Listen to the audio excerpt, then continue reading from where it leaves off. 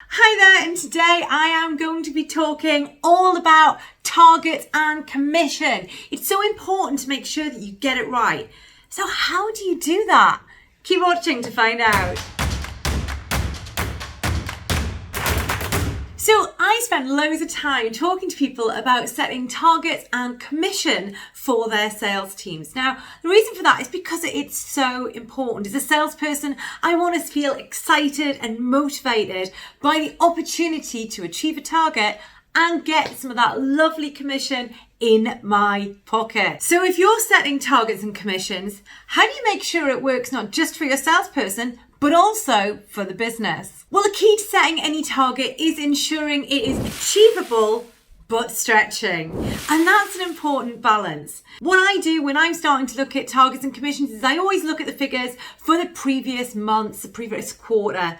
And the reason for that is because that immediately gives me some insight into what salespeople are currently achieving.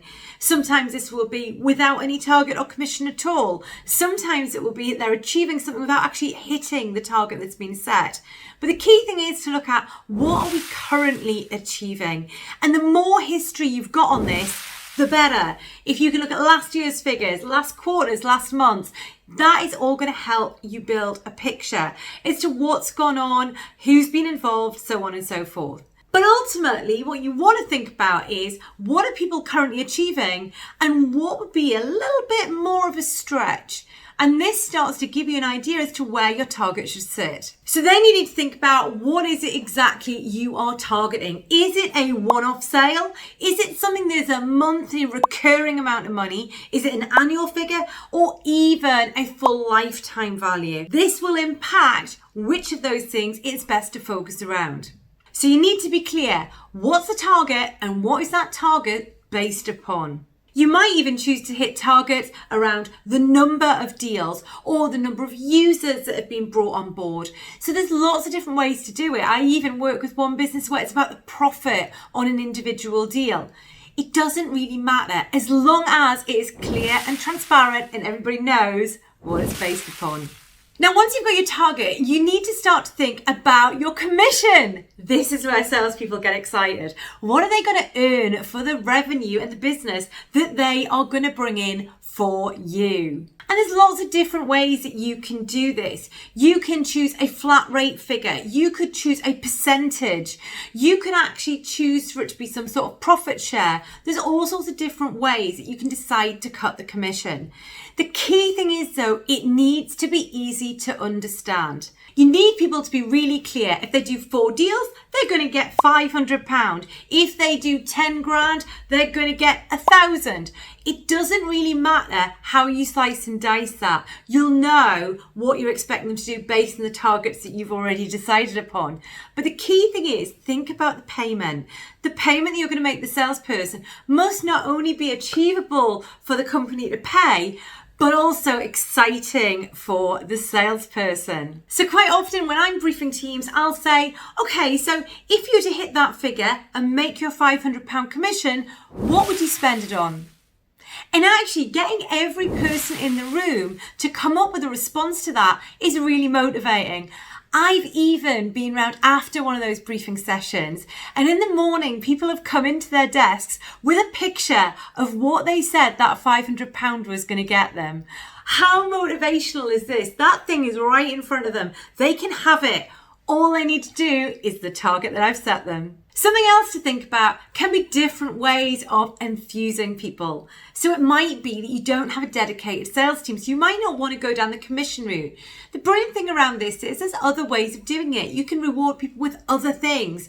Friday pizza, a night out, even a half day's holiday. All of these things can be super exciting and can motivate people to stretch and deliver for the organisation. So really think, it's not just about money, or if money is tight for you on the commission front, what else could you do? This is your chance to get creative. And what you could even do is ask your salespeople, okay, I really want you to do this. What would you like? What would you like? And see what they say.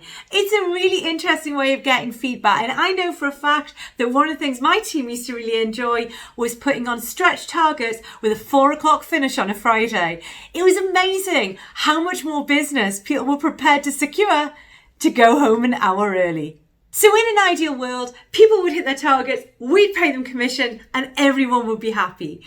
But you know what? There are sometimes times when disputes come up. And this is why I really recommend that you have some clear commission guidelines. These lay out things like what can be claimed for, what can't, when paperwork needs to be in with the business in order to be submitted and accepted for a commission claim within a month. You might even want to lay out the times that you're not prepared to pay commission. So for example, if an order's been cancelled or someone leaves the business. And I'd really recommend get those rules in place before you actually get people starting to hit those problems, and you'll make your life an awful lot easier. And if you don't know what those rules should look like, then let me know and I'll drop you mine.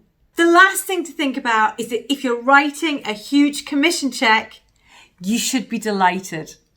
So often people pay big commissions and feel a bit resentful about it. But the thing to think about is that actually look at the business that has been brought in on the back of that commission check. If you're interested in growing your business and your sales success, then you want to be interested in writing the biggest commission check that you can get your hands on, because that means your salespeople have done a fantastic job for you. And this ties back to playing fair. We all like to feel like we've been dealt with fairly. So you know what? Yes, you can change a commission scheme. You should have it in your rules to say that you can change it at the beginning of any month in line with what's going on with the business, so on and so forth. But equally, you should play fair by your salespeople. One of the things I quite often come across is salespeople complaining that they achieve, and every month the target's put up again and again and again until it becomes unachievable. At that point in time, what you've really managed to do is demotivate some really great salespeople. So it's a careful balance. I love to talk about targets and commissions, so feel free to drop me a line if you want to talk about exactly how much you should be paying your salespeople. In the meantime, and until next time, just remember to be sales-tastic.